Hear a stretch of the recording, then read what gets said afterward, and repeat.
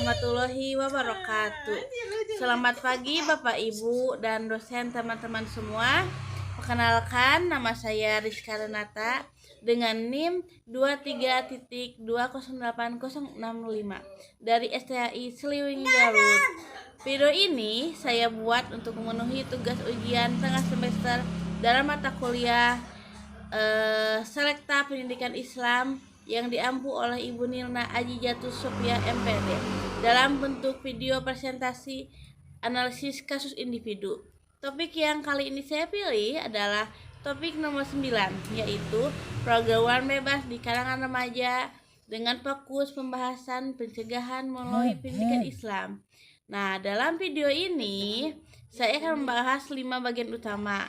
Yang pertama yaitu pendahuluan, fakta dan fenomena yang terjadi, analisis penyebab dan dampak solusi dari 5 sudut pandang, dan yang terakhir kesimpulan. Baik, langsung saja kita masuk ke pembahasan yang pertama yaitu pendahuluan. Nah, sekarang pendahuluan ya. Nah, di masa remaja, masa yang sangat penting dalam kehidupan seseorang, di fase ini seseorang anak sedang mencari jati dirinya, memiliki rasa ingin tahu tinggi dan cenderung mudah terpengaruh oleh lingkungan di sekitarnya, baik itu teman sebaya, media sosial, maupun budaya populer yang berkembang. Nah, sayangnya kondisi ini membuat remaja menjadi kelompok yang rentan terhadap apa yang kita kenal dengan istilah pergaulan bebas. Nah, fenomena ini mencakup berbagai bentuk perilaku yang berisiko, mulai dari hubungan seksual di luar pernikahan, merokok, konsumsi minuman beralkohol, dan penyalahgunaan obat-obatan terlarang hingga tawuran antar pelajar. Nah, yang perlu kita pahami bersama, pergaulan bebas ini bukan sekedar persoalan moral individu semata. Ini adalah persoalan yang kompleks yang melibatkan faktor pendidikan, keluarga hingga sosial budaya masyarakat kita. Oleh karena itu, pendidikan Islam menjadi sangat relevan untuk ditawarkan sebagai solusi yang holistik, karena Islam tidak hanya mengatur soal larangan, tapi juga membangun fondasi akhlak sejak dini. Nah, di data ini juga menunjukkan bahwa remaja usia 10-14 tahun diperkirakan mencapai sekitar 28,6% dari total penduduk Indonesia. Artinya, remaja adalah generasi penentu masa depan bangsa, dan kualitas mereka hari ini akan menjadi menentukan wajah Indonesia di masa depan. Nah, yang selanjutnya yaitu slide kedua tentang fakta dan fenomena. Nah, slide ketiga ini fakta dan fenomena. Sekarang mari kita lihat. Ada beberapa data fakta yang terkait fenomena pergaulan bebas remaja di Indonesia. Berdasarkan data dari Badan Kependudukan dan Keluarga Bencana Nasional atau BKKBN, tercatat ada sekitar 36 dari setiap 1000 remaja putri usia 15-19 tahun yang mengalami kehamilan remaja. Ini angka yang cukup mengkhawatirkan karena kehamilan di usia remaja ini membawa risiko besar baik secara kesehatan maupun psikologis. Selain itu, BKBN pada tahun 2024 juga mengungkapkan bahwa estimasi kasus aborsi di Indonesia mencapai 750.000 hingga 1,5 juta kasus di setiap tahunnya. Nah, angka ini menunjukkan betapa seriusnya dampak dari pergaulan bebas jika tidak segera ditangani. Sementara itu, dari data Survei Demografi dan Kesehatan Indonesia atau SDKI tahun 2017 mencatat sekitar 2% remaja perempuan dan 8% remaja laki-laki usia 15-24 tahun mengaku pernah melakukan hubungan seksual pranikah. Nah, fenomena ini, pergaulan bebas, juga tidak berdiri sendiri. Ia seringkali beriringan dengan perilaku berisiko lain seperti merokok, konsumsi minuman alkohol, penyalahgunaan obat terlarang, dan tawuran, yang semuanya dipicu oleh lemahnya pengawasan keluarga serta penyalahgunaan akses internet yang tidak terkontrol. Nah, yang selanjutnya yaitu slide keempat, yaitu analisis, yaitu penyebab, analisis dan penyebab. Mengapa fenomena ini bisa terjadi? Setidaknya ada 4 faktor utama yang menjadi penyebabnya. Yang pertama, lemahnya pendidikan, agama dan akhlak dalam keluarga. Ketika fondasi nilai-nilai keislaman tidak ditambahkan sejak dini, maka akan lebih mudah terjerumus pada perilaku yang menyimpang.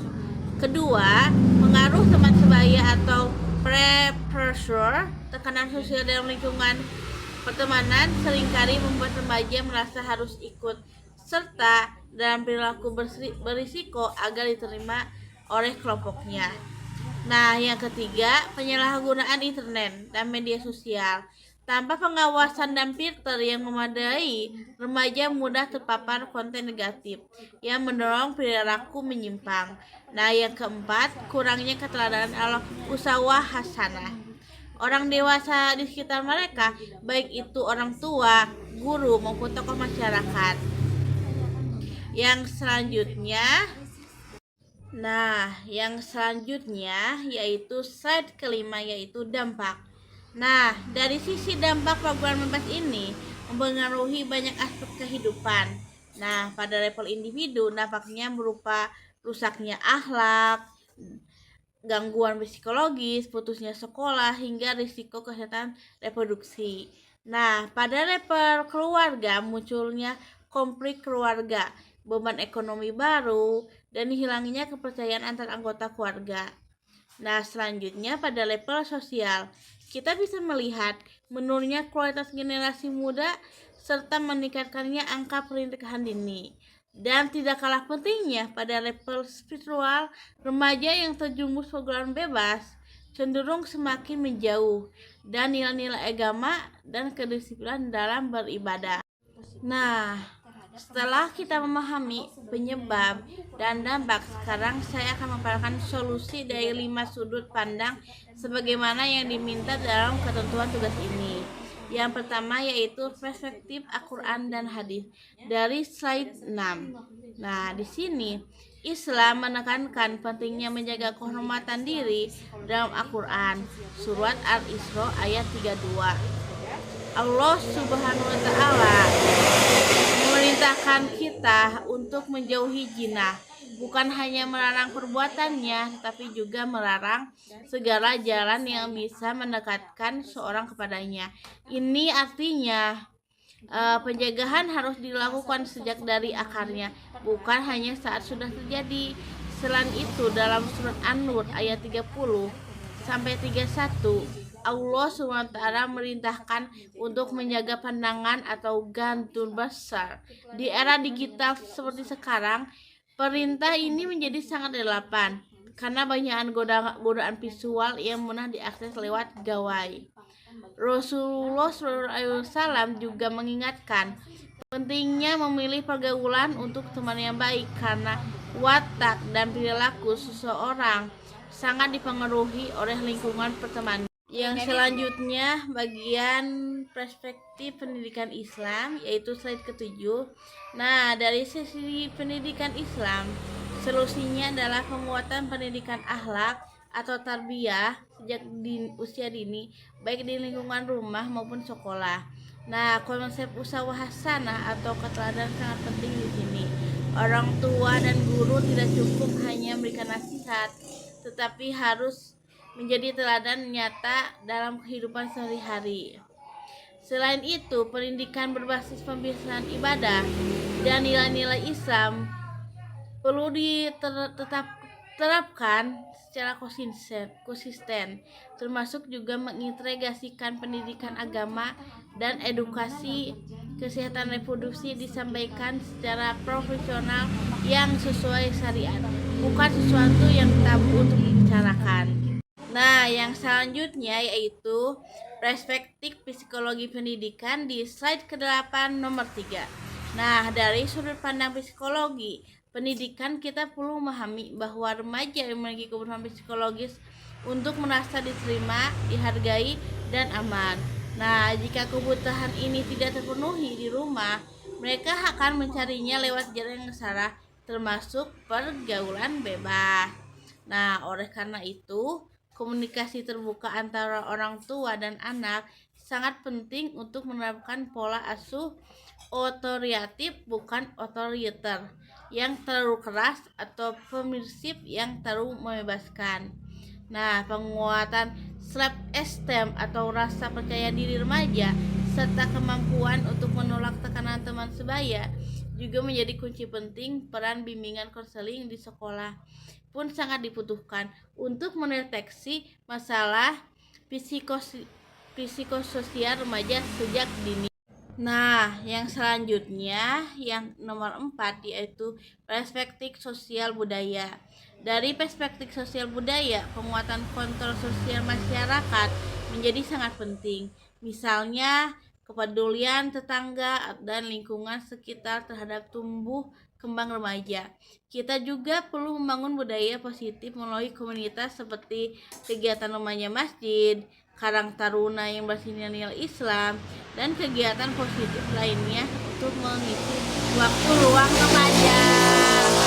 Selain itu, literasi digital perlu dijadikan budaya baru agar remaja lebih kritis dan menyaring konten yang mereka konsumsi setiap hari.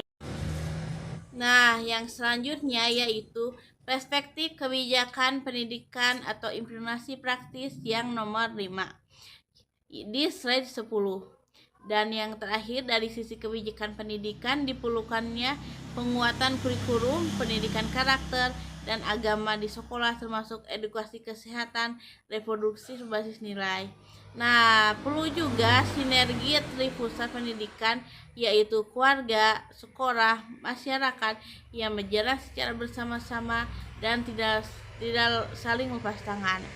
Nah, kebijakan pengawasan konten digital yang ramah anak dan remaja juga perlu diperkuat serta optimalisasi peran bimbingan konseling sekolah penyuluhan dari BKKBN dan program remaja masjid sebagai jalur pembinaan non formal bagi para remaja. Nah, yang selanjutnya yaitu slide 11 yaitu kesimpulan.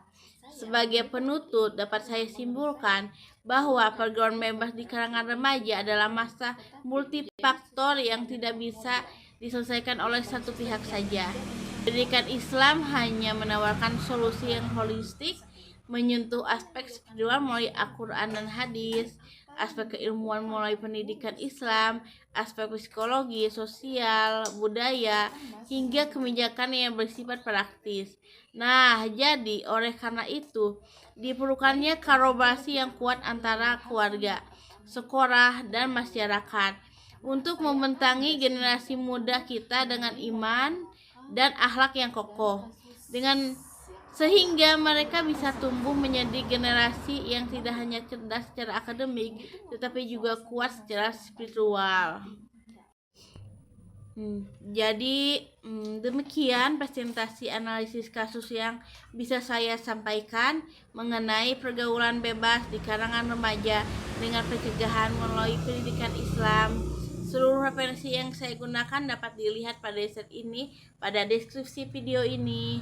Semoga video ini bisa bermanfaat, bisa menambah wawasan kita bersama.